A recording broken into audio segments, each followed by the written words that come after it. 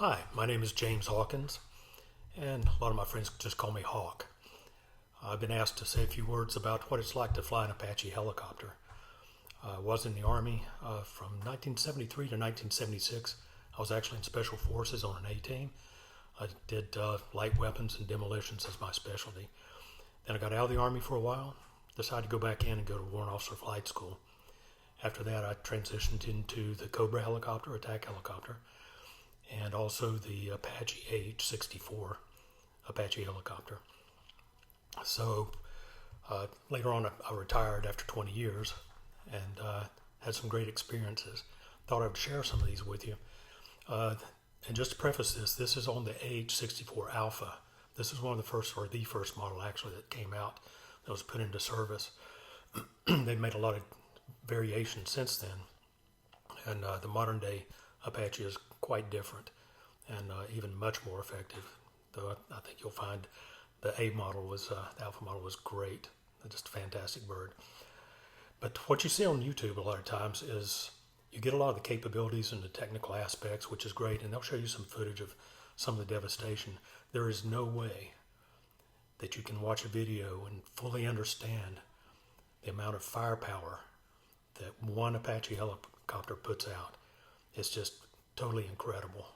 Incredible. You'd have to be there to actually see it and understand it. But I didn't want to cover that stuff because it's saturated in YouTube with all that information. You can find that easily enough. But I thought I'd share with you some things that maybe you don't know about and maybe they didn't cover in some of these videos. First thing you need to understand is that the AH-64 Apache is designed as a stable firing platform. It's got the Hellfire missile system, which is your tank buster. You got 2.75-inch rockets, and you also have a 30-millimeter chain gun. And so you've got a lot of firepower there. And again, you can watch YouTube videos to find out what those weapon systems are and how they work. But it's important to understand what the platform is used for. It's made to be a stable hover platform to fire these weapon systems, and it does it quite well. Another thing that the Apache has as a characteristic is that it has tandem seating. Now, tandem seating is just front and back. You've got a pilot sitting in the front and a pilot sitting in the back.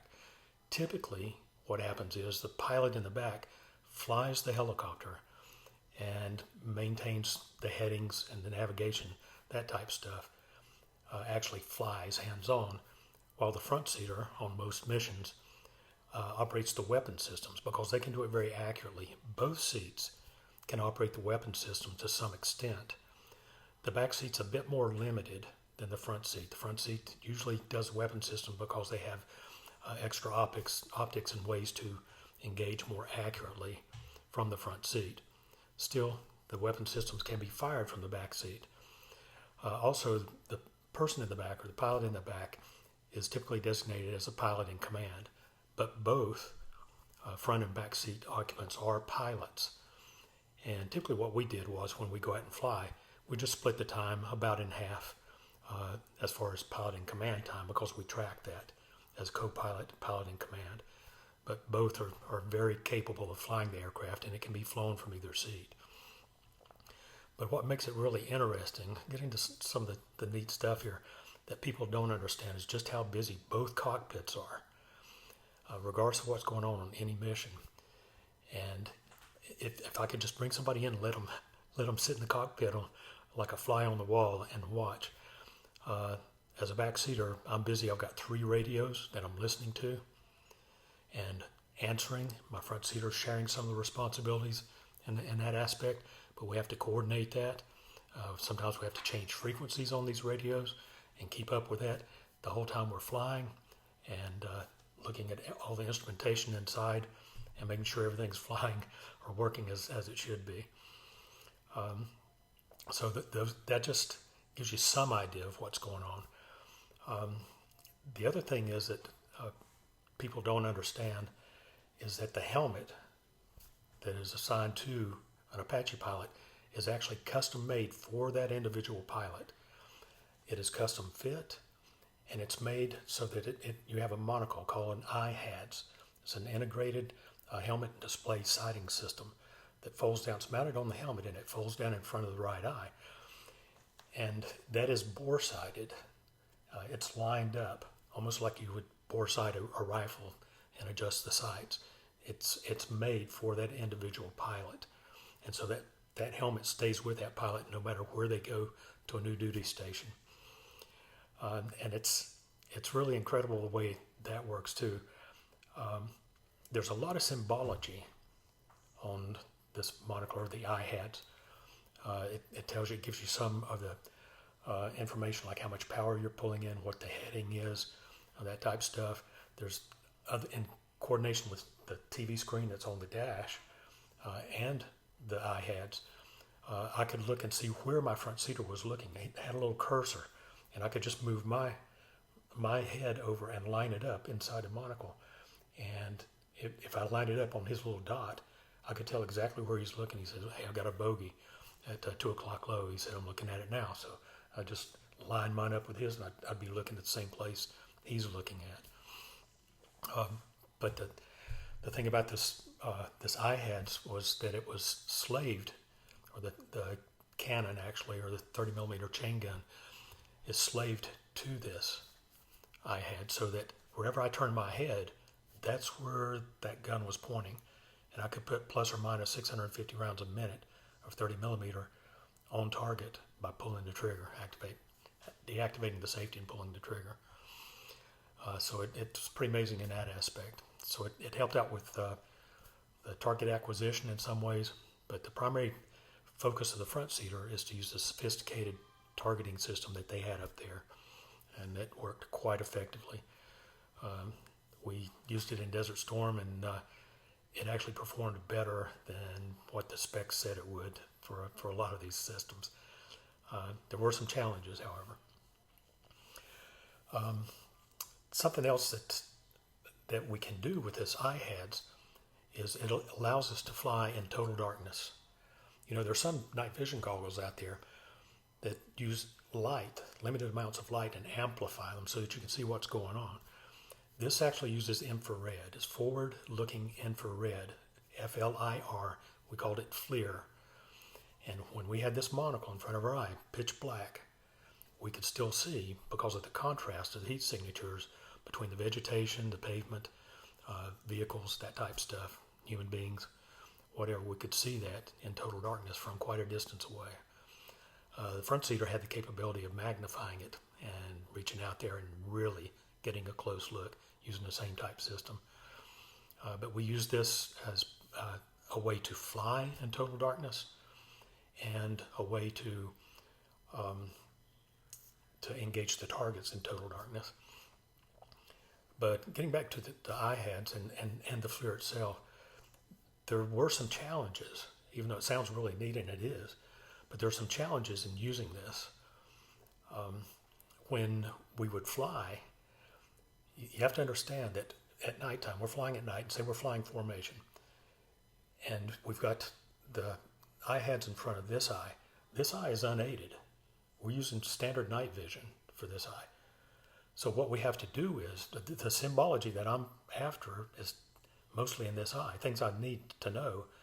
And when I turn my head, there's a sensor on the front of the helicopter that it's connected to. That's what I'm seeing through. I'm not seeing through this, the IHADS. I'm seeing through a sensor that's on the nose of the helicopter. That sensor is about 10 feet in front of me and about 10 feet below me. So it's like taking this eye and moving it out 10 feet and putting it down about another 3 feet. But the trick was, I needed to, just like every other pilot, you need to come in and check your instruments that are not included in this limited view of your IHADS.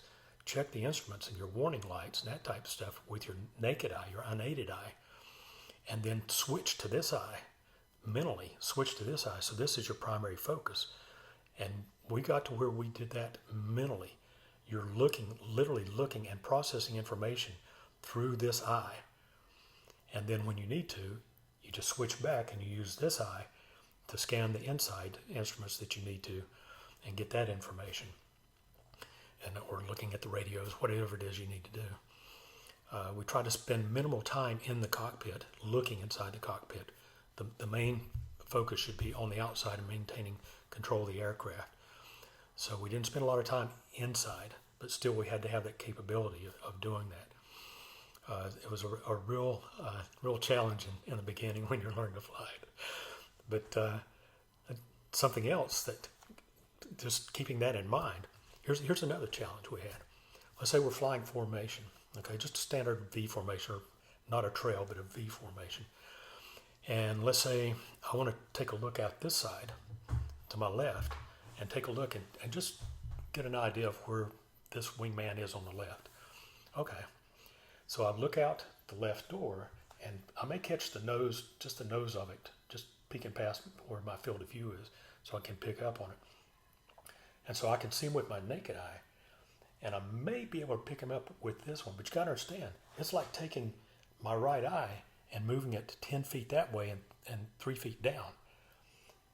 And if that's not interesting enough, when you run that sensor in the nose of the aircraft to its limit, either left or right, when you get to that limit, it actually tilts your view. It's not straight up and down.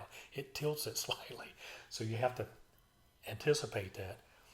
And so, again, I'm switching back and forth between this eye, which may pick up position lights if they have them on. If we're not on a real mission, we'd have position lights on. And so I'd pick up that with my unaided eye, and then I'd pick up the rest with the aided eye. Sounds pretty interesting. Huh? Sounds like a real challenge. Wait till you try this. I turn over to my right, doing the same thing. So I'm trying to pick up the aircraft on this side. So I turn this way. I'm looking naked eye with my left eye. But now my right eye is on the wrong side. It's on that side, 10 feet that way and 3 feet down. And the same thing, when you go over to the max limit, it will tilt the view slightly. So you have to become accustomed to all that, and it takes a lot of training and a lot of practice.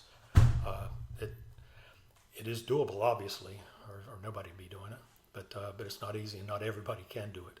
There are some people that just weren't capable of maintaining that.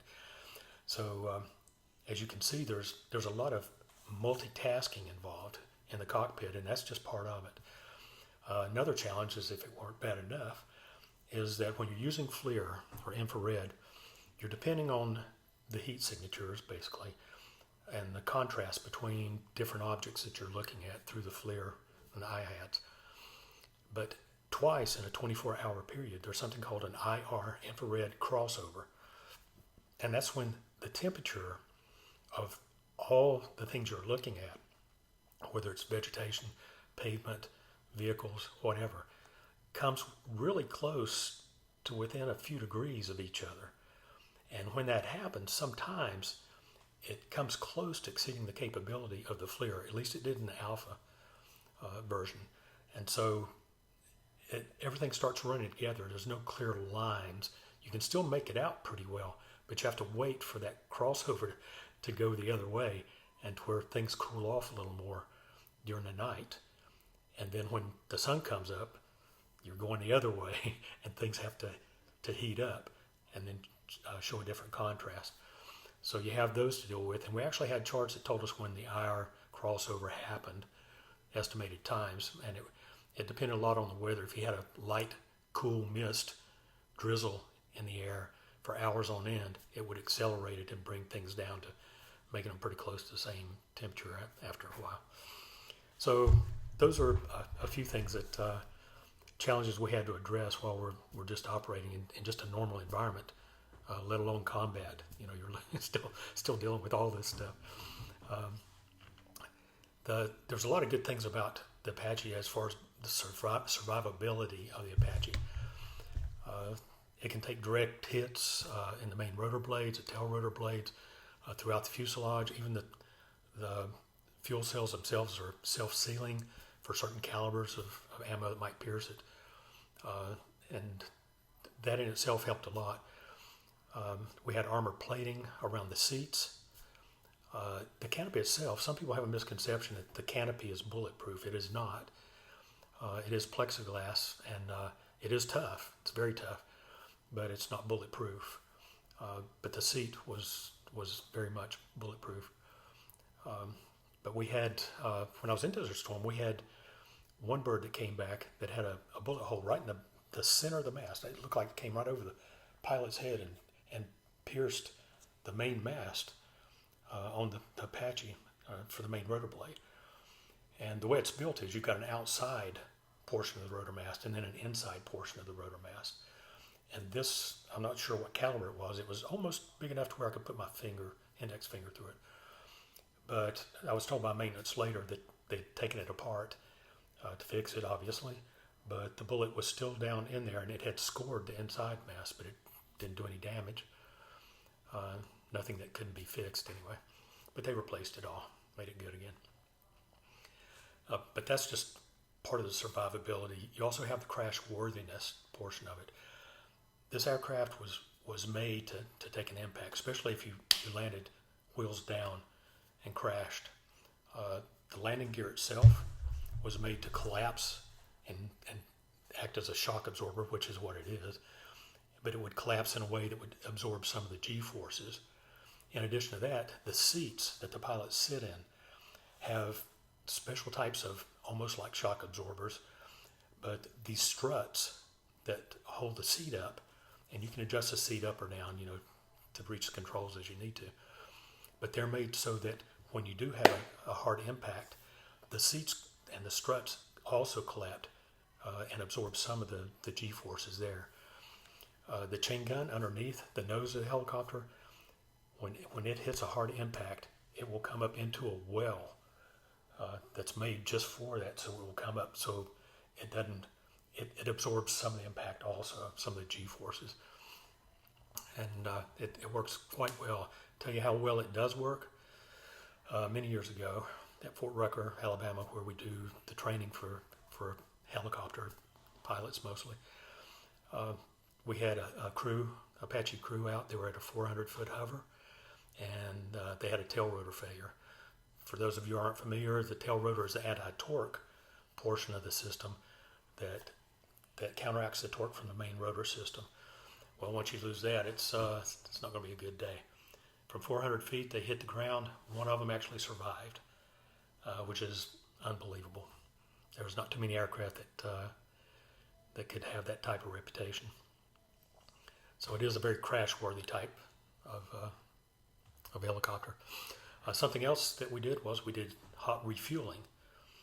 And what that is, let's say we're out on a mission, we come into a rearm and it's a forward rearm and refuel pad, and we'd come in, we'd land, they'd load us up with ammo, and we'd move over to where the fuel is, and they'd hook us up, and they'd put in this great big hose, they'd lock it in, put it in, and it would just shove tons of fuel in no time.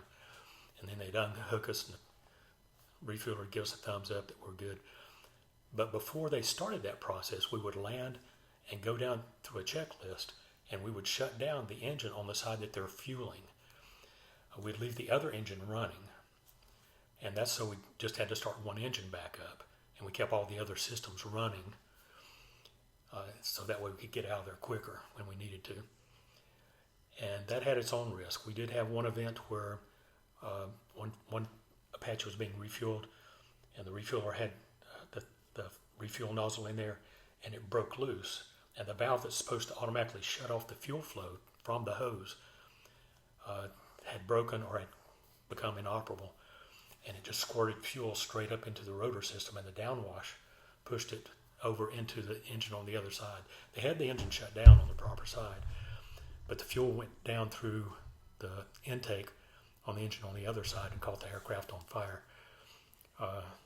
The pilot, amazing guy, I know him, just an amazing guy, had the wherewithal to start shutting things down, got on the intercom system, and he says, "Fire, get out, get out, get out." That's a standard, by-the-book emergency procedure for that. And his co-pilot got out, he stayed in and shut down the aircraft, so we wouldn't have parts and pieces flying everywhere if something were to happen. And he cut off the fuel supply to the engine to try to keep it from getting any worse than what it did, but that was to no avail. He was burnt over a considerable portion of his body, but he survived too and got back on flight status. just amazing. So things like that people aren't aware of, the hazards involved and the things you have to do, all the little things you need to know about. Takeoff and landings in Desert Storm. Oh, that was a hoot. We got out there, and it was a new experience for some of us to be in that much sand, loose sand. Wow. And taking off was difficult enough because you got the downwash throwing up the sand. You can't see anything in front of you, so you transition to your symbology on your iHads, and you take off and you get up above it, or you get airspeed so that you're flying away from it. And then when you come back, after a hard day's work of maybe several missions, combat missions, and you're coming back, and you got to make that landing, and you just fly it down to the ground. But about the last 15 feet or so, 15 or 20 feet, all you see is brown with the naked eye. That's it. So you transition to your symbology, and you try to plan it. You just fly it. You don't stop and try to hover and ease it down. You just take it and fly it right down to the ground. Watch your symbology. It tells you exactly at least an estimate of how high you are above the ground, and you just stick it, but you got to keep it level the whole time because you have no outside references. So that too was quite a challenge. And one thing that I do want to mention too, we talk a lot about the capabilities of the aircraft and the pilots that fly it, the Apache, and usually that's where the spotlight is. And I understand that, but something that doesn't often get recognized is the amazing, incredible crew that keeps these aircraft running. The crew chiefs who spend countless hours, who go so long without sleep, and they just work their tails off to make sure that the aircraft runs safely and properly and do their job when you need it the most. And I cannot say enough good about those guys. We did have some contractors, great guys too. Matter of fact, most of those, or many of them anyway, were former military maintenance people. But those guys are the unsung heroes for a lot of this, and they just deserve so much credit because these are such complex systems, especially the armament system. But all of it's complex, and it's just not every Tom, Dick, and Harry that can actually do the maintenance on them like they need to do them. So I don't want to drag this out. I just want to give you a few things that I thought were important to share with you, and I'd just like to thank you for giving me this opportunity to share some of the information, and hopefully you'll enjoy it, and maybe you'll get a little more out of it, a different perspective than what you see on YouTube. Anyway, wish you all the best, and then thanks a lot.